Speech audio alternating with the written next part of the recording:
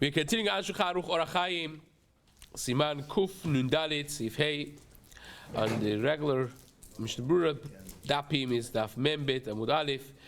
The Shulchan Aruch writes Sefer Torah Shbala. What do you do with the Sefer Torah that has had its life and now it has to be nignaz? It's has gotten to the situation that it's not kedai fixing it. It's molding away, rotting away, or it's ripping. It's old. It's old enough that it cannot just be fixed because all the leathers are cracking up. The ink is pouring away or peeling away, I should say, and it's not in a situation that could be maintained. Now you have to bury it basically. So how do you do that? Says the Shulchan Aruch, manichin oto b'kli cheres. You put it in an earthenware. You put it in kli cheres. Ve'gonzin oto b'kever talmid chacham. And you bury it with a talmid chacham. When a talmid chacham passes away, you, as the thing of burial, you put this kli cheres, which is sealed with the Sefer Torah inside, also in that kever. Now, that, of course, has by itself a very powerful message that Talmidei Chachamim are like walking Sefer Torah. Like the Gemara says, Bablai Tipshai, the foolish Babylonians, I don't want to say Persians, like the Babylonians, right? That they stand up for a Sefer Torah, but they don't stand up for walking Sefer Torah, for a Talmidei Chacham. Because that's actually, the Gemara says, the Yeray Melech killed all the Talmidei Chachamim. He said, the Torah will be in the Aron, whoever wants could learn it, right? But really, the transmission of the Torah is through Torah Shbal Peh of Talmidei Chachamim. Hence, the Torah is buried with the Talmidei Chacham.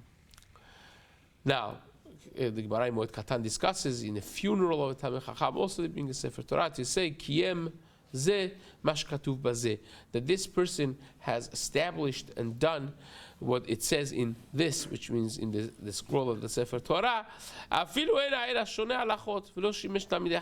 if it's not like the greatest world-class Talmidei Chacham, is Shoneh Halachot, a person that learns, and it's like a minimum requirement of Talmidei Chacham, still will be sufficient.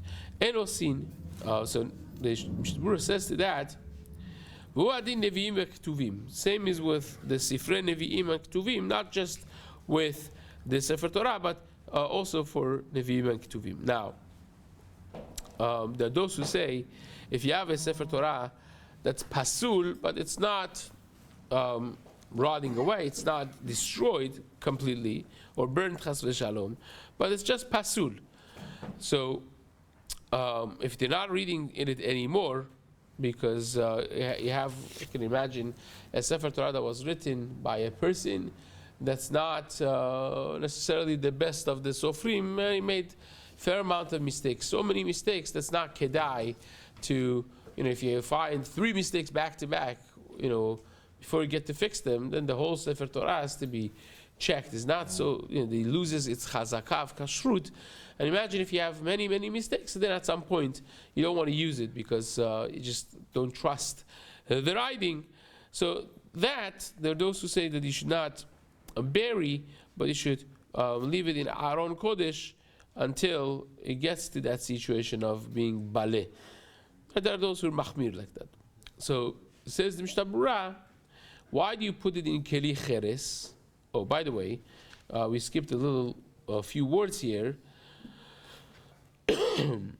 That it says in Nevi'im Ketuvim that Mishna says also are included in this halacha kshem Ketuvim be'or u'beglila u'bediyo. That's only when the Nevi'im Ketuvim are written on a scroll, like some of the Ashkenazi shuls and older Sephardi shuls used to have. Some of them, the Moroccans and so on, used to have Nevi'im that was read from a glila, from a scroll of Nevi'im that was intended for Haftarot and so on. That's what we're talking about, not a book the way we have the printed books nowadays. So says the Mishnah Berura, the reason that you require Kli Cheres is because you want it to stay for a long time. Now, Kaf HaChaim explains that when the sefer is in kli cheres, he's not going to decay right away. Stays l'man yamdu yamim rabim, like pasuk says in Yirmiyah Navi, as part of his prophecy on the destruction of the coming destruction of the Beit HaMikdash Harishon, he was instructed to put his documents in a kli cheres and seal it l'man yamdu yamim rabim, in order for them to stay for a long period of time. ואנו צריכים לעשות כל מה שאפשר על מנת שהוא יתקיים ימים רבים. So it's our duty, says the Kaf HaChaim, that we should see to it that it stays as long as possible. You don't want to put it in a place that it decays right away. So again, nowadays would be also putting it in a thick plastic. You want it to stay as much as possible. So therefore, there again, as we mentioned before, many poskim nowadays write that given this Kaf HaChaim, you should put it in a thick, sealed plastic container in a way that nothing really gets into it, and it's kind of like sealed away from the elements and the moist and so on and so forth. And that will be part of respecting the Sefer Torah, even though that you have to do geniza on it. You should still do that. Now, Arvadia writes that if you do it in plastic, you don't need to put it in kli cheres anymore, because the entire reason for putting it in kli cheres is for it to have longevity and kiyum. And if you have it already, you're putting it in ether, or you're putting it in plastic, you don't have that issue. Now, chas v'shalom, if a Sefer Torah was burnt, chas v'shalom, right? The Sefer Torah was completely burnt to ashes. Now, you have to do geniza on those ashes as well, but there, Chacham Ovadia writes also that you don't have to put it in plastic or in kli cheres, because the only reason for that is kiyum. Now, ether is, unfortunately, this has been already burnt to ashes, so you could just bury the ashes regularly, and that's also fine. Okay, so it says the Mishnah Berura, וגונזין אותו, והוא הדין שאר ספרים שבעלו שצריכים לגוזן. All ספרים that they have become old, סידורים, ספרים, Tanakh, any Sefer Kodesh needs geniza as well, and it's asur to burn them, of course, right? That's considered disrespectful. Even though that you're burning it in order to prevent it from bizayon, you want to respectfully dispose of them, that is considered disgrace. Therefore, because it's a derech hashchata, is a way of destruction, so therefore that's not considered a respectful way of disposing of them, so therefore it's asur to do. Rambam writes in Mitzvah Lo Ta'aseh Siman Samechei sheme'abed kitvei kodesh over belav lo ta'asun ken la'Hashem Elokechem. A person that destroys kitvei kodesh, he is transgressing a lav of lo ta'asun ken la'Hashem Elokechem. The pasuk says when you come to Eretz Canaan, you see the altars of Avodah Zarah of the Canaanites. You see their Avodah Zarah, right? Mizbechotem titotsun asherem teshaberun, right? You destroy their altars, you burn their avodah zarah, destroy them, dismantle them, and it says afterwards, lo ta'asun ken la'Hashem Elokechem. Don't do that to Hashem. So this comes to teach a law, a don't do in mitzvah lo ta'aseh, that you cannot destroy anything of kedusha. So therefore, if a person burns a sefer or destroys it in any destructive way, that would be a lav of lo ta'asun ken la'Hashem Elokechem. V'hu adin b'kol tashmishe kedusha. It's not just with sfarim, but even tashmishe kedusha. You have to be careful for this lav as well. Now,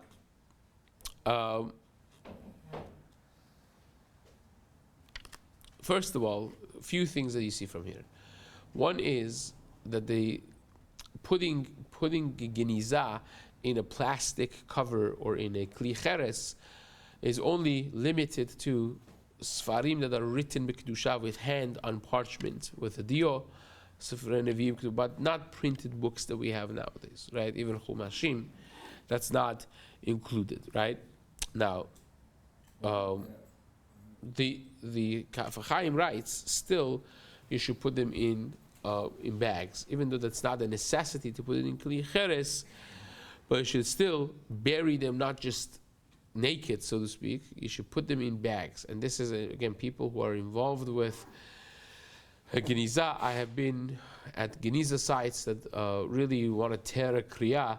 The papers are flying with the wind all over the place, like, the papers of Chumash and Gemarot, and such a bizayon. Whoever is in charge of the Geniza, or people who have what to do with it, they should ask. So, do you make sure to bury these things in thick, extra heavy duty bags that are sealed, to make sure that they are respected properly? So that's the Kaf Chaim says. Even though you don't need Kli Cheres, you still have to put it in bags properly to that it should not be flying all over the place, or the bags are ripped very easily, especially when you have workers that they have the collective IQ of a potato, and they're throwing things, and so you have to be directed that you don't throw them. These are still Kitvei Kodesh. They have to be carried very carefully, placed, not thrown. And when they do the Geniza, also should be not thrown. You place them like something that you deal with, something that has kavod. You don't want to handle it to the goyim that don't have any kavod for it. And if you have to, because it's too heavy or so on, you have to have oversight properly and educate them properly that these are things that have to be handled with care and with respect. So that's what the Kaf Chaim writes, even for this printed Sfarim that we have nowadays. Now, what about articles that are related to Torah?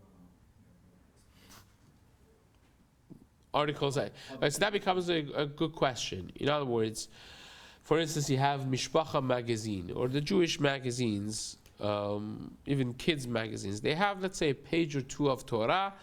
The rest of the 100 pages or whatnot is advertisements, stories, comics, and just general information of the community.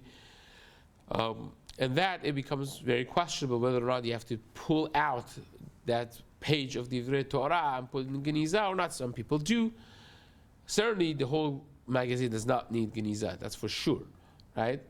So others who don't take the paper of the Torah, the article of the Torah out, what they do is they try to wrap the magazine and not drop it in the garbage, but rather, now in America is a little bit better because you have the recycling factor that you could put it there, so it's not as disrespectful.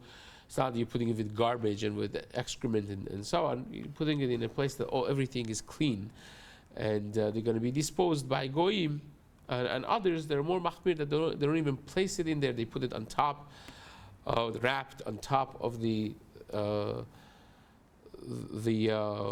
recycle bin, and then the goy that comes puts it in, kind of like, so you refrain from doing that, and it's double wrapped and whatnot. So at least they do that. So it's both ways. It's like a three-way machloket haposkim. Nowadays, maybe at some point we'll get a little more into the details of that, but nevertheless, the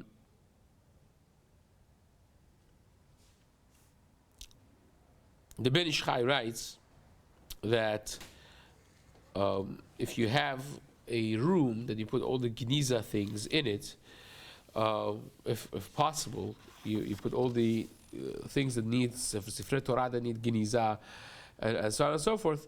That is more proper than putting them in karka, burying them in the.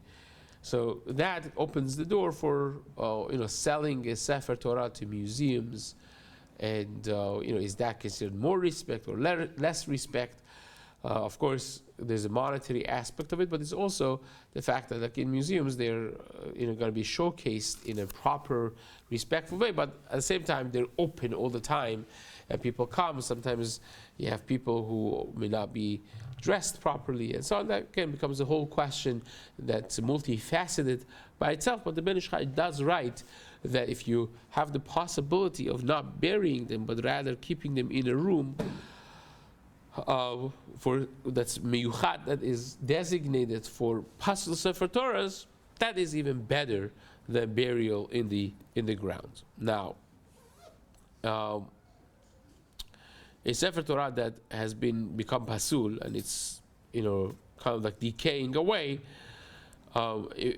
you want to keep it in a place that is safe, and you don't want to bury it like the Ben Ish Chai says. There are those who write that you are allowed to do it. For instance, you have sometimes the Sefer Torah that is hundreds of years old, and let's say it's attributed to the Baal Shem Tov, or it's attributed to so and so Chacham, one of the Gedolim, that was sentimental value there, or it's your great grandfather's Sefer Torah that you have, and you want to keep it in the family. You don't want, and it's rotting away. So can you keep it? There are many who hold that you could do it. You could keep it in a place that is safe. Again, this is Ben Ish Chai would for sure be mutar, and he even holds it's better to do that. But when you are burying, let's say, a burned Sefer Torah, the parchments of a burned Sefer Torah, in that case, Chachamadia writes that is better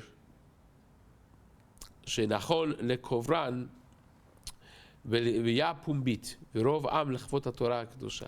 It's better to have a proper levaya. Don't do hushed up, quick kvura, but you want it because it has been a Sefer Torah that was disgraced. You want to bring the kavod of Sefer Torah up by having a public burial of Geniza for it. So that's one aspect. The second is, if a Sefer Torah was burnt, is a sign. We take it as a sign for Klal Yisrael that is, something has been done wrong, and therefore, when you have a public burial of a burnt Sefer Torah, people feel bad. They are awakened to do tshuva, perhaps, and so on. The famous story, and I'll end with this. The famous story of the Sefer Torah that was cut off, a piece of it, by a SAS general, which on his deathbed, as he was doing tshuva for what he had done, he gives it to his son. He says, I think he had made it when they were ransacking a shul. He had seen this, beautiful parchment, high quality leather, and he cut off a piece and made a wallet for himself. So now that he's doing this, is on his deathbed, he gives it to his son and says, I think this, this is belongs to the Jews, and make sure to give it back to them. He goes to this rabbi and gives it to him, and that by itself was a thing. I mean, if you go to the Yad Vashem museum, you'll find all kinds of articles that they had made from Sifrei Torah, which is very heart-wrenching to see. So this is just another story, but the point of it is, when they opened and read, this rabbi reads the content of this part of the Sefer Torah, right? He froze in his place, because it was talking about disrespecting Sefer Torah and Hashem giving us to the hand of a nation that we don't understand their language, and they're fast as nesher, as eagles, which of course that was the sign. The eagle was the sign of these reshaim, yimach shemam v'zichram. So even those darkest moments, HaKadosh Baruch Hu shines His light, that these things are not done haphazardly, but it is all with cheshbon and with methodical precision. And that's something that makes a person realize and do tshuva. So Chachamadia says it should be a public mourning, so to speak, for the burning of the Sefer Torah, by the means of having it publicly buried with that precision. So that's the Sif Hey. Bezrat Hashem will continue this in the days to come.